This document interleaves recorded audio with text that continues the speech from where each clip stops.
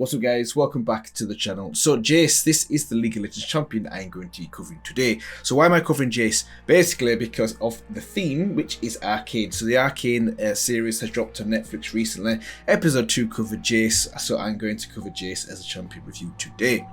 So I'll do what I always do, I'll timestamp everything as well. So yeah, let's kick things off with the bio. Let's go. So, the bio, the Defender of Tomorrow. Jayce is a brilliant inventor who has pledged his life to the defense of Piltover and its unyielding pursuits of progress, with his transforming Hextech hammer in hand, which he hasn't obviously got as of yet. Because in episode 2 he was taking a lot of L's. The guy he was going to kill himself basically. Everything was going against him, but then Victor kind of saved his life. Anyways, Jayce used his strength, courage and considerable intelligence to protect his hometown. While revered throughout the city as a hero, he hasn't taken well to the attention it brings. Still, Jayce's heart is in the right place, and even those who envy his natural skills are grateful for his protection in the city of progress. A native son of Piltover, Jayce was raised to believe in the principles that made the city great. Invention, discovery, not going to zone if you could help it. With a knack for understanding machinery, Jayce earned the honour of being the youngest apprentice to ever be... What happened there? Huh? Yes, sir. Apprentice to ever be offered patronage by clan, whoever that is. One of Piltover's most respected ruling class. I wonder if that's got something to do with Caitlyn, maybe Caitlyn's family. Utterly unsurprised, Jayce took the offer and spent most of his early years constructing potential Hextech devices and designing transformable multi-tools for Piltover's working class. A wrench that transformed into a pry bar, a pickaxe that could morph into a shovel, a hammer that could turn into a demolition beam, if only it had a sufficiently powerful battery. Everything Jayce touched put his contemporaries to shame. Most things came easy to Jayce, and he could never understand why his peers had so much trouble with what to him were obvious or simple concepts. As a result, nearly everyone who worked alongside Jayce found him arrogant, dismissive and unwilling to slow his pace to help his colleagues catch up. As time went on, his patience became shorter, while at the same time a chasm grew between decorum, charm and Jayce's natural demeanour. Only one person ever managed to match Jayce's intelligence while also maintaining a healthy indifference to his superior attitude.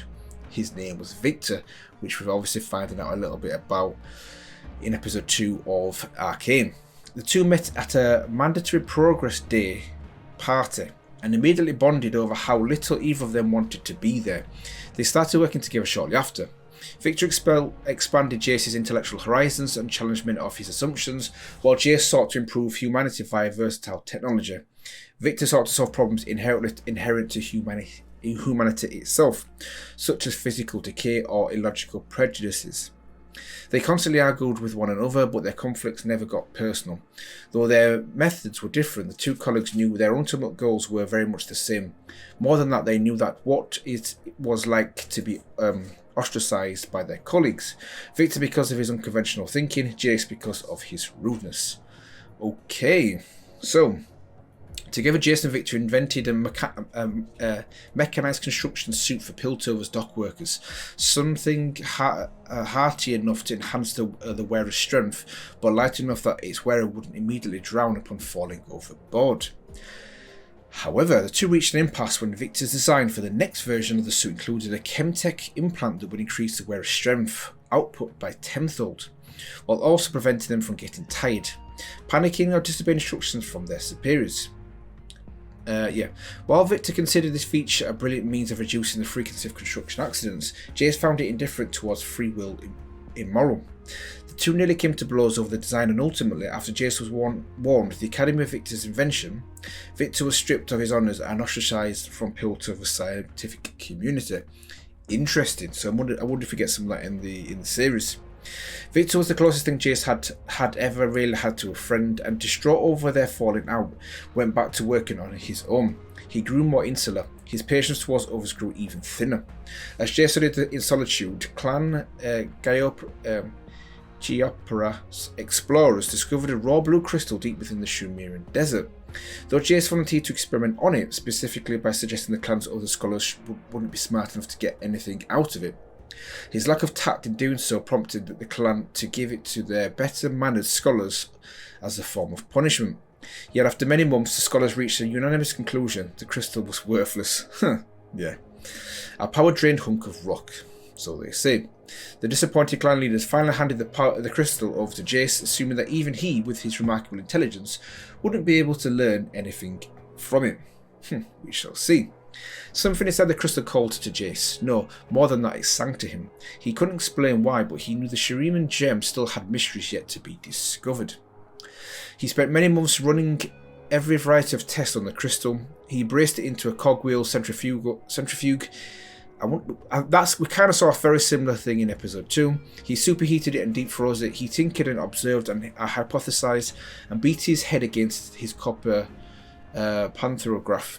Quite simply, Jayce wasn't used to working hard. This damned crystal was the first thing that had ever resisted his considerable mental aptitude. For the first time, he realised how his peers must have felt, trying so hard to solve a problem only to bump against your own limitations. It felt frustrating. It felt unfair. And it probably felt much, much worse if you were working alongside an arrogant inventor who dismissed your every effort. Jayce realised that despite how dismissive he'd been towards his fellow scholars, none of them have ever gave up. None of them ever stopped speaking the very things that define Piltover: progress, discovery. If they wouldn't have given up, Jayce decided he wouldn't either. And maybe he tried to be nicer. Maybe. Okay. Jayce approached the problem from a completely different angle. Rather than trying to experiment on the crystal as a whole, he wondered why not run more invasive experiments on a smaller shard. So in episode 1, obviously, as well, we get these crystals that I think maybe he's reverse engineered from the original one we saw in his flashback where that mystic saved him and his mother. Jayce chiselled off a piece of the crystal and suspended it in a liquid alloy. As he sent a voltanic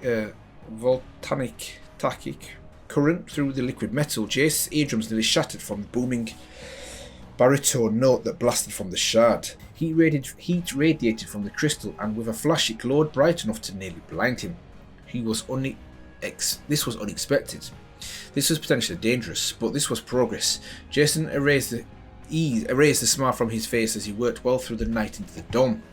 The next day, Jayce was surprised to find his old friend Victor on his doorstep. Alerted by the massive power spike from the crystal shard, Victor had a simple proposition. Clearly, when they work together, it works out better, doesn't it? Since his expulsion from Piltovian's scientific community, Victor had commenced work on a secret project in his own. He finally learned how to achieve his dream, how to eradicate disease, hunger, hatred.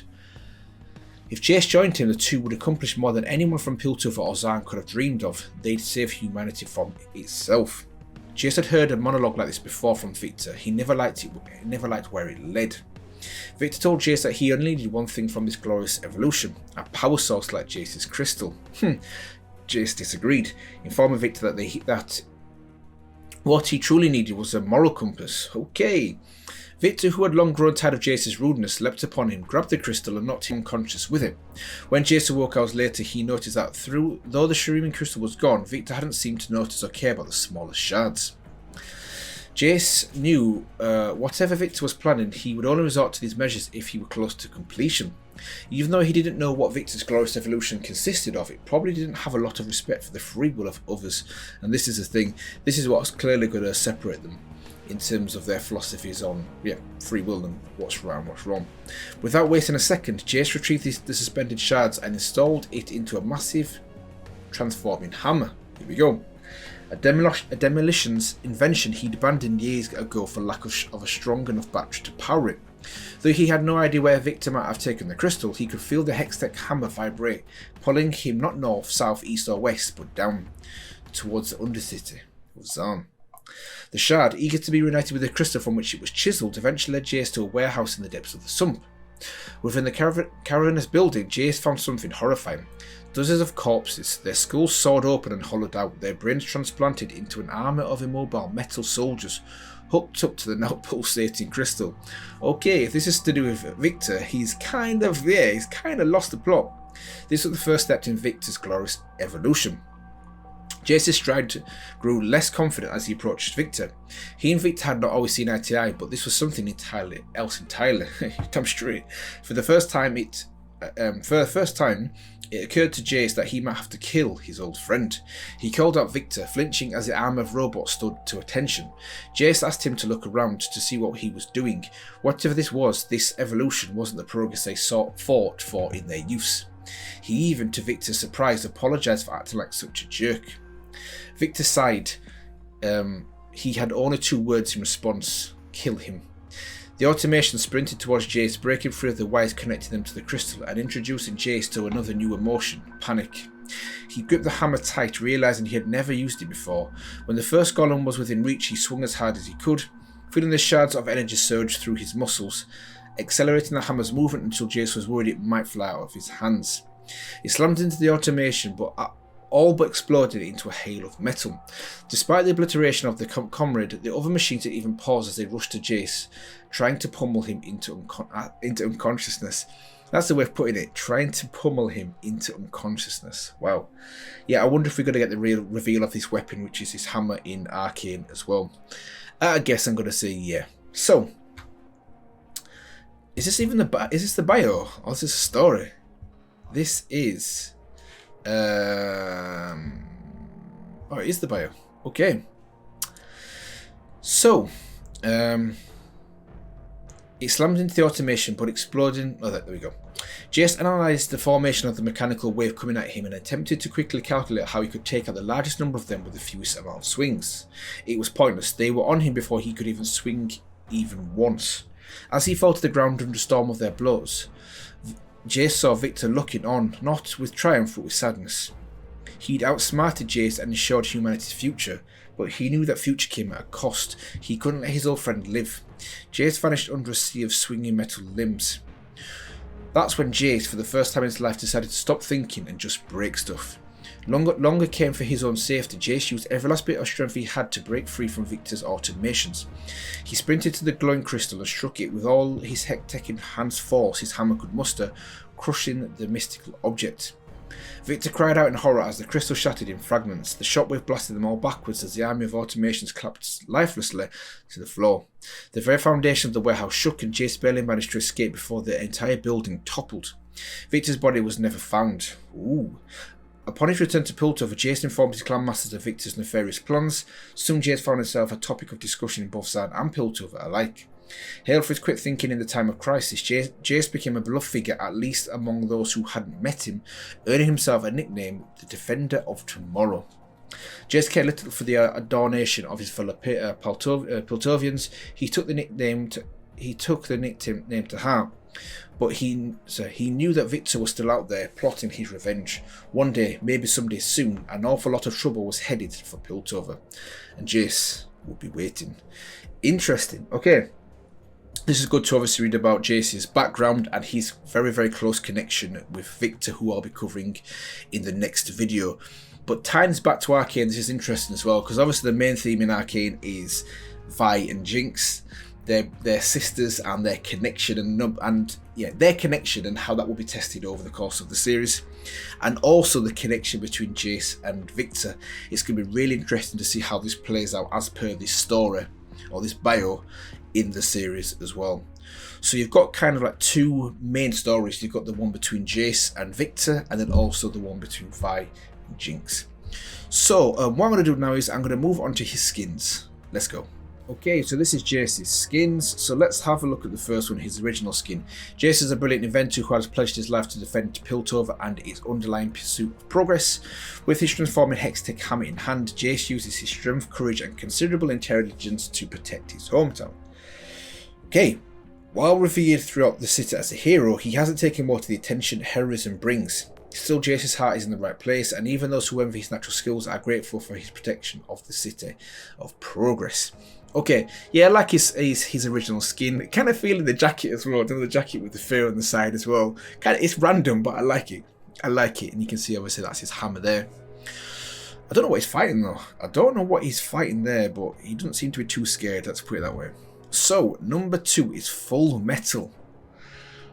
Okay, like Full Metal. Okay, Full Metal Jayce, backed by Riot Corp as the Full Metal Fighting League's first corporately sanctioned champion, Jayce has dethroned Pantheon and won the hearts of audiences worldwide, especially those who realise that they gain 15 riot points every time they cheer his psionic blasts. Okay. Interesting. So as for the look, yeah, I'm liking it. It looks a little bit like Doom actually. It's giving me a little bit of Doom vibes, but no, I'm liking that. You can definitely see it's full metal. So, Debonair. Okay, so Debonair Jayce. I saw one for Nasus. Was it Debonair Nasus? Anyways, I think it was Nasus. It was just comical. It was probably better than Space Groove. Anyways, you're a scholar. You're an inventor. You're the man of the hour, and the hour is now. Yesterday and tomorrow. Don't just be the father of invention. Be the ivory god of substance, class, and style. It's you, Jayce. It's always been you. Okay, so Jayce is the levels of swag there. The levels of swag. I like it. I like it. A tuxedo. When you go into a tuxedo party, basically he's wearing a white tuxedo. You have to have a certain level of style and confidence to wear a white tuxedo. Yeah. So the next one is Forsaken Jayce. So this is almost like Jayce if he was on the side of Victor. Says a Star Wars Forsaken. No law, but yeah, I'm going to make my own up now. This is if Jayce was on the side. He actually was on the same side as Victor, and they, yeah, both didn't care about free will. So, Jayce Brighthammer. Okay, a noble paladin who had unexpectedly mastered science and engineering, Jayce Brighthammer is a stout ally no foul creature can best. Unless that foul creature is a loophole in the rune book, since Jayce likes to get any advantage over the Riftmaster he can. Interesting. Okay, looks a little bit like Garen in this one as well, but okay, cool. Next one is Battle Academia Jayce. Yeah, nice. A prestigious second year whose face is known throughout the wider city of Duranadal. Jayce is the class president, head of the world-renowned Luminary Club, and prestigious inventor of miraculous Jayce braided technologies. He hopes his inventions will prevent the kind of tragedy that struck him in his youth, though he refuses to speak about what that was. Now, maybe that ties in with obviously what we saw in episode 2 as well with the flashback. Next up is the Resistance. Wow, Resistance Jayce. So, while many presumed him dead, Jayce's sudden return to the Resistance has been heralded by some as a miracle and others as a curse. Burdened by guilt, he still blames himself for his failure to halt Victor's rise. Only time will tell if Jayce can turn the tide. Right, so this is another scenario where, yeah, where Victor takes control. I'm imagining, let's say Victor destroys Piltover and we have the Resistance led by Jayce. I like his look though, and the background, yeah, that looks so good. Okay, next one is, okay, Arcane Jayce. So, this shot here, I'm going to say it's going to be one of the final episodes in Arcane as well. You can see the hammer is pushing forward, obviously, the magic that he can control. Celebrating the Riot Arcane event. And I like this look as well. You can clearly see he's the young version. Similar in a way to Battle Academia. He's a young version. But yeah, I like his look. I like what he's wearing as well. So, yeah, okay. Any more? Okay, so that is it. Surprising. I thought there might have been a couple more. So, out of these skins, if I had to pick my favourite three, my favourite three would be in the following order. Number 3 would have to be Battle Academia. I like this one. That would be number 3. Number 2 would be Full Metal Jayce. And then number 1 would have to be this one. And it's not even close, if I'm being honest with you. Resistance Jayce is head and shoulders above the rest of them. This one looks so good. So good. So, yeah, that's my ranking of my favourite skins for Jayce. What I'm going to do now is I'm going to move on to his login theme. Let's go. So, this is his login theme, and I've noticed it's only a minute long. Okay.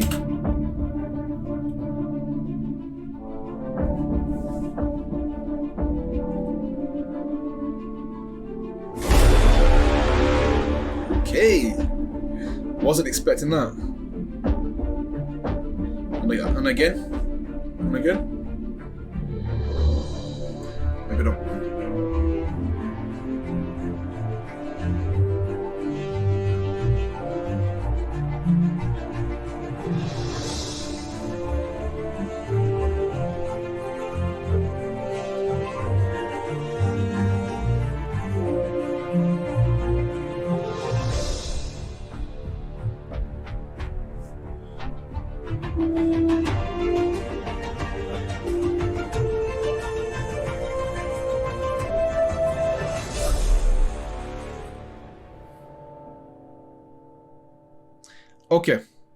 Okay, that was good.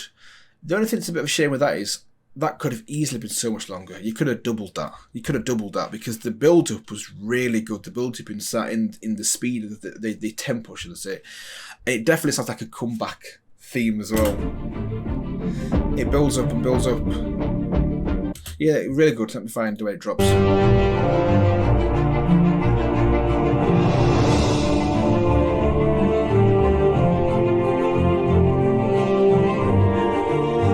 Yeah, it's good. I like it. It's just a shame that it's only a minute long. I don't know why they did that, because some of their even older logging themes are 3.5 minutes long. This could have easily justified doubling the length and just slowing down the pace a little bit to have a kind of like a more of an impact near the end. But either way, a decent 1 minute, like 10-second logging theme. So what I'm going to do now is I'm going to move on to the story. Let's go. So the story is called A Quick Fix. Loving the artwork as well, which I'll cover in more detail when I go through the map explore for Piltover. Anyways, so any fool could have predicted that Victor would strike back at some point.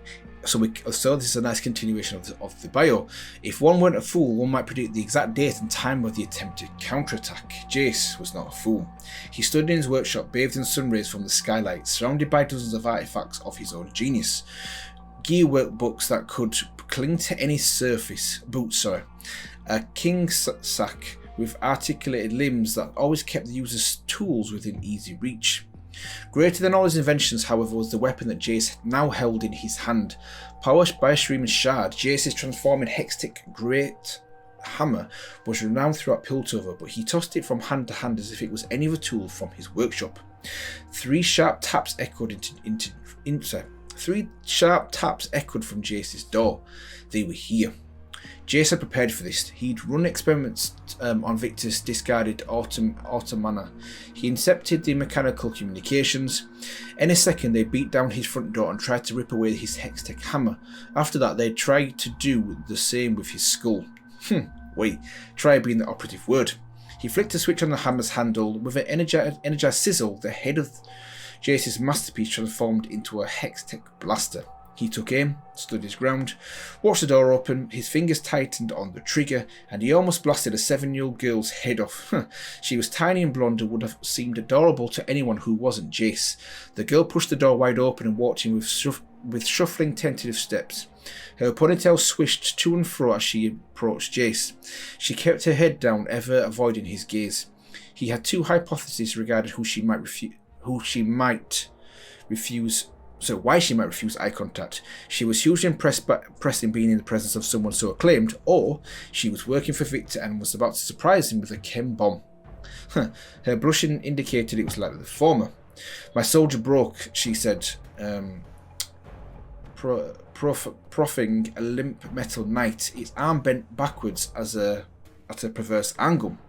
Jayce didn't move. Please leave or you'll probably die. Can you imagine the first thing he said to a 7-year-old girl that comes into his office? Please leave or you'll probably die. The child stared at him. Also, I don't fix dolls. Find somebody with more time on their hands. Tears began to well up in her eyes. I don't have any money for an artifactor and she said, stifling a sob. Mother made him for me before she passed, and Jayce furrowed his brow and for the first time in quite a while blinked. If it's so precious to you, why did you break him? I didn't mean to. I took him to the Progress Day feast and somebody bumped into me and dropped him. And I don't know. I know I should have just left him at home. Yes, you should have. That was stupid. The girl opened her mouth to speak, then stopped herself. Jayce had seen this kind of reaction before. Most everyone he met had heard of stories of his legendary hammer and its unyielding heroism. They expected grandeur, they expected humility, they expected him to not be a massive jerk. The thing is, at least he knows he's a jerk as well. Jayce inevitably disappointed him. What is wrong with you, she asked. Most facets of my personality, so I've been told, he replied without hesitation. The child furrowed her brow. She shoved the broken doll into his face. Fix it, please. You'll just break it again. I won't. Look, he said, little girl, I'm very busy and... Something flitted across the skyline, casting a quick shadow on the two of them. Anyone else would have assumed it was nothing more than a falcon passing overhead. Jayce knew better. He fell silent. A wry smile spread across his face as he yanked the girl towards his workbench. The thing is, he said, machines are very simple. He lifted a large thin sheet of bronze and began to hammer its corners with sharp taps. They're made of discrete parts. They combine and recombine in clear, predictable ways. He beat the sheet over and over until it took the form of a smooth dome. People are more complicated, they're emotional, they're unpredictable, and in nearly every case, they're not as smart as me, he said, drilling a clean hole in the top of the dome. Now usually that's a problem, but sometimes their stupidity works in my favour. Is this still all about my doll, or it's not about her doll? Sometimes they're so insecure in their inferiority, so desperate to take their revenge, that they make a foolish mistake. He grabbed a shining copper rod and screwed it into the centre of the dome. I wonder what he's making. So, sometimes people fail to protect their most precious assets, he said, nodding at her tin soldier before holding aloft the newly formed metal umbrella. And sometimes that means instead of assaulting my workshop with the most obvious front door, they try to take. He looked upward, the more dramatic approach. He handed her the umbrella, which took all of her meagre strength to keep aloft. Hold this, don't move. She opened her mouth to respond, only to yelp in surprise as the skylight shattered above her, glass bouncing off the makeshift umbrella like rain as a half a dozen men leapt down to the floor. Tubes of bright green chems protruded from the base of their necks, connecting to their limbs. Their eyes were dead, their faces emotionless. They were definitely Victor's boys. All right, drug punks from Zan's sump level, whom Victor had pumped full of hallucinogenics and hypnotics. Chem-stunted thugs who would follow Victor's every whim whether they wanted to or not. Jayce had been expecting to see automations, but Victor likely couldn't have gotten so many through Piltover unnoticed. Still, these chem slaves were just as much of a danger. They turned towards Jayce and the girl. Before they reached the pair, however, Jayce's Hextech blast exploded with volcanic energy. An orb of Hextech-powered lightning shot out of its core and detonated in the middle of the group. The chem slaves slammed into the workshop immaculate walls. So much for the element of surprise, Victor? A hulking brute of a machine leapt down amongst the pile of unconscious chem slaves. It looked, Jayce thought, like a cross between a minotaur and a very angry building. Watch out, the girl replied. Jayce rolled his eyes. I am watching him. Stop panicking. I have the situation well in ow, he said, interrupted by a metal blaster rammed into his chest. The beast sent Jayce hurling back. He landed on a rolling cart, his back cracking from the impact. Grunting, he pulled himself to his feet as the beast charged again. That's the last time you touched me, he said. Jayce swung his Hextech weapon as hard as he could, transforming it back into a hammer mid-swing. The Minotaur lowered his head to ram Jayce again, foolishly ignoring the weapon's arc. The hammer found its mark with a resounding crunch. The Minotaur, its head caved all the way back into its metal neck. Damn, collapsed to the floor. A cloud of escaping steam hissed from its carcass. Jayce pulled back the hammer again, ready for another attack. He watched the skylight. A few minutes passed.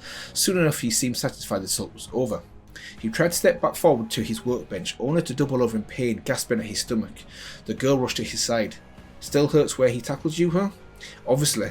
Then maybe you shouldn't have let him, she said. That was stupid of you. Jayce raised an eyebrow at the kid. Her eyes widened, unsure if she'd crossed a line. A slow smile crept across his face. What was your name? Amaranthine, is it? Amaranthine?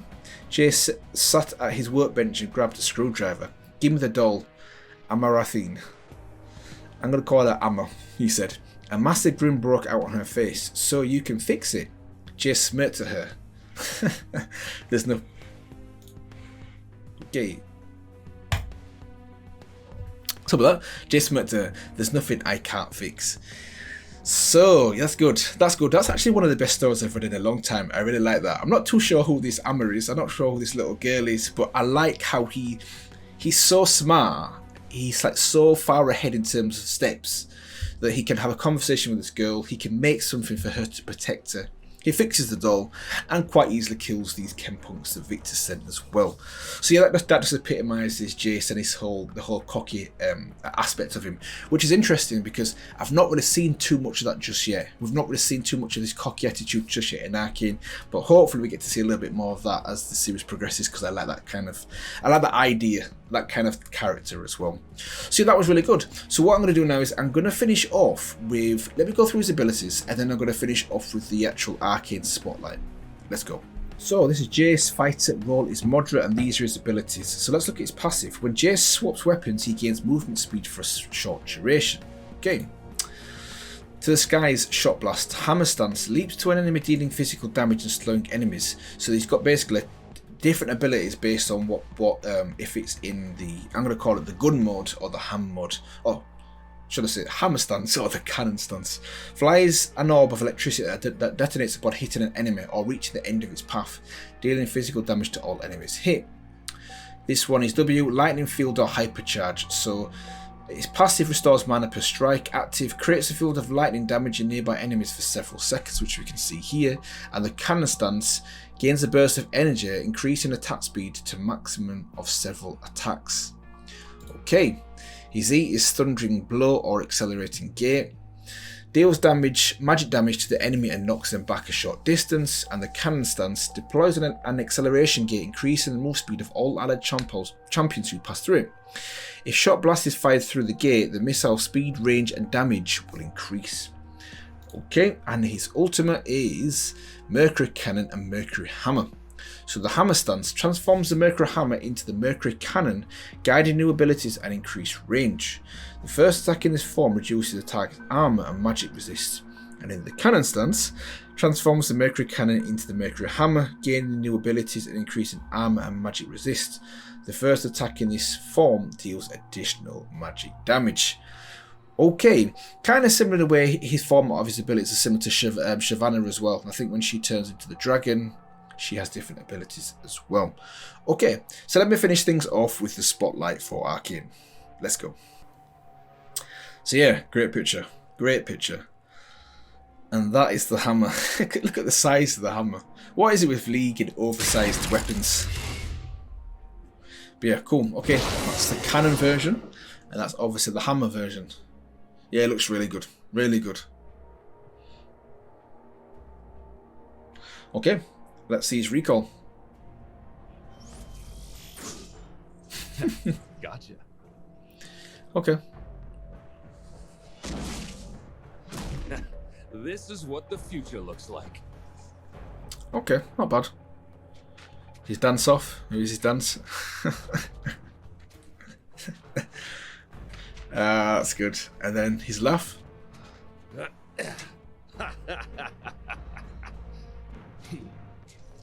Okay, not bad. Now the recall.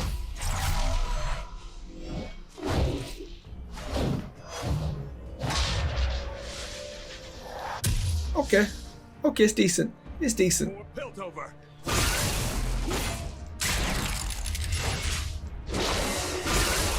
You know the only thing I say? I wish the handle of the hammer itself was a bit thicker. It looks a bit too thin in comparison to the head. But Wrong step. that's just me being really picky. Okay, nice.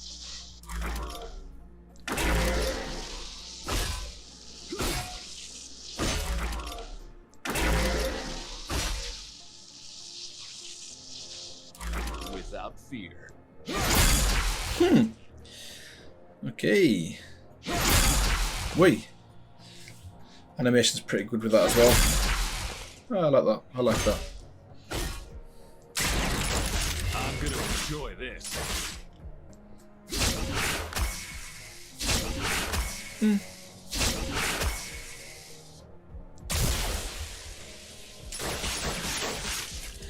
Yeah, the visuals and the animation on the cannon. Yeah, it's tight. It's tight.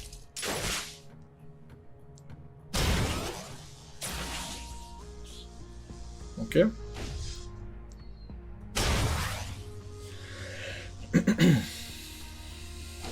And then the shot.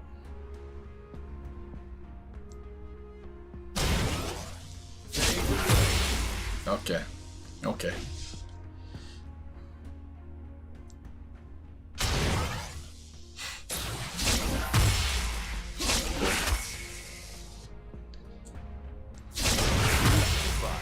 Time to make a stand.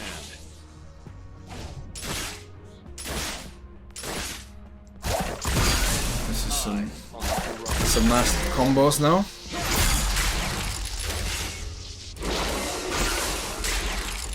Yeah. Yeah, my favorite is the hammer. The visuals on the hammer, where it kind of like Okay, that attack speed. Away. And is that it? Oh, him dying as well. Okay. Okay, interesting. Okay, so I think that kind of wraps up for all things regarding Jayce. Good to go through his spotlight as well, his story, his skins, his very, very short login theme, and also his bio. Yeah, favourite one so far had to be his story. I really did enjoy going through that story as well. And we'll see how that pans out within the rest of the Arcade series. So yeah, I will see you guys in the next one.